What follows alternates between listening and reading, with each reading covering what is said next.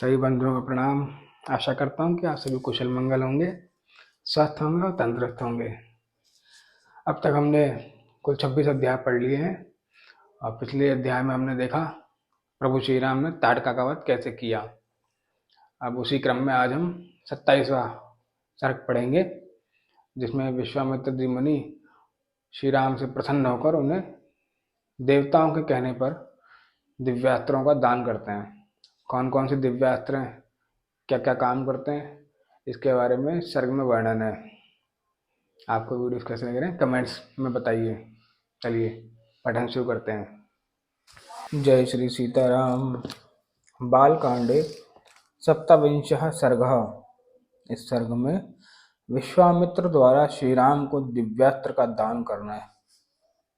अब कथा। ताटका वन में वह रात बिताकर महायशस्वी विश्वामित्र हंसते हुए मीठे स्वर में श्री रामचंद्र जी से बोले, महायशस्वी राजकुमार, तुम्हारा कल्याण हो। ताटका वध के कारण मैं तुम पर बहुत संतुष्ट हूँ, अतः बड़ी प्रसन्नता के साथ तुम्हें सब प्रकार के अस्त्र दे रहा हूँ।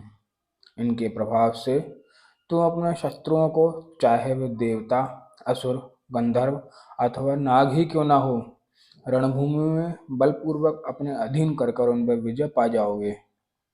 रघुनंदन, तुम्हारा कल्याण हो। आज मैं तुम्हें वे सभी दिव्यास्त्र दे रहा हूँ। वीर, मैं तुमको दिव्य एवं महान दंड चक्र, धर्म चक्र, काल चक्र, विष्णु चक्र तथा अत्यंत भयंकर ऐन्द्र चक्र दूंगा। नरश्रेष्ठ राघव, इंद्र का वज्रास्त्र, शिव का ज्येष्ठ त्रिशूल तथा ब्रह्मा जी का ब्रह्मशिर नामक अस्त्र भी दूंगा। महाबाहो, साथ ही तुम्हें ऐशिकास्त्र तथा परम उत्तम ब्रह्मास्त्र भी प्रदान करता हूँ। कुकुस्त कुलभूषण, इनके सिवा दो अत्यंत उज्जवल और सुंदर गदाएं, जिनका नाम मोदकी और शिखरी है, मैं तुम्हें अर्पण करता हूँ।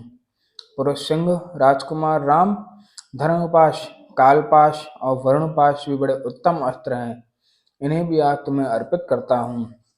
रघुनंदन, सूखी और गीली दो प्रकार की अश्नि तथा पिनाक एवं नारायणास्त्र भी तुम्हें दे रहा हूँ। अग्नि का प्रिय आग्नेयास्त्र, जो शिखरास्त्र के नाम से भी प्रसिद्ध है, तुम्हें अर्पण करता हूँ। अनग, अस्त्रों में प्रधान जो वायवास्त्र है, वह भी तुम्हें दे रहा हूँ। ककुत्थ कुलभूषण राघव, हैशिरा नामक अस्त्र, क्रौच अस्त्र तथा दो शक्तियों को भी तुम्हें देता हूँ। कंकाल, घोरमूसल, कपाल तथा किंकणी आदि सब अस्त्र जो राक्षसों के वध में उपयोग होते हैं, तुम्हें दे रहा हूँ। महाबाहु राजकुमार, नंदन नाम से प्रसिद्ध विद्याधरों का महान अस्त्र तथा उत्तम खड़ग भी तुम्हें अर्पित करता हूँ।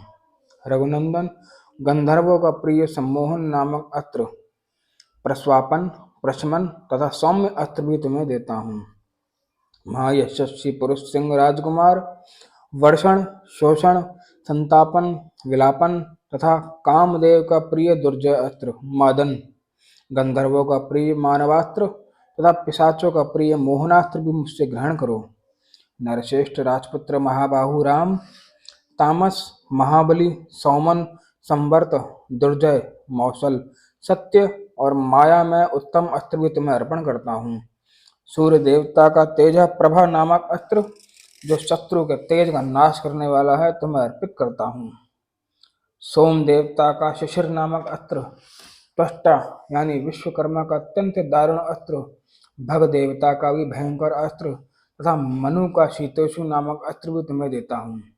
महाबाहु राजकुमार श्री राम, ये सभी अस्त्र इच्छानुसार रूप धारण करने वाले, महान बल से संपन्न तथा परम उदार हैं, तुम शीघ्र ही इन्हें ग्रहण करो। ऐसा कहकर मुनिवर विश्वामित्र जी उस समय स्नान आदि से शुद्ध हो पूर्वाभिमुख होकर बैठ गए और अत्यंत प्रसन्नता के साथ उन्होंने श्री रामचंद्र जी को उन सभी उत्तम अस्त्रों का उपदेश किया, जिन अस्त्रों का पूर्ण रूप से संग्रह करना देवताओं के लिए भी दुर्लभ है। उन सबको विप्रवर विश्वामित्र जी ने श्री रामचंद्र जी को समर्पित कर दिया। बुद्धिमान विश्वामित्र जी ने ज्यों ही जब आरंभ किया, त्यों ही वे सभी परम पूज्य दिव्यास्त्र स्वतः आकर श्री रघुनाथ जी के पास उपस्थित हो गए और अत्यंत हर्ष में भरकर उस समय श्री रामचंद्र जी से हाथ जोड़कर कहने लगे, परम उदार रघुनंदन, आपका कल्याण हो। हम सब आपके किंकर हैं। आप हमसे जो जो सेवा लेना चाहेंगे वह सब हम करने को तैयार रहेंगे।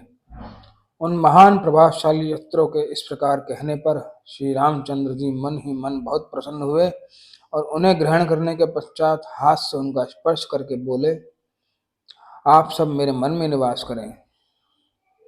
तदंतर महातेजस्वी श्री राम ने प्रसन्नचित्त होकर महामुनि विश्वामित्र को प्रणाम किया और आगे की यात्रा आरंभ की। इस प्रकार श्री वाल्मीकि निर्मित आश्रामण आदि काव्य के बालकांड में 27वां सर्ग पूरा हुआ। धन्यवाद।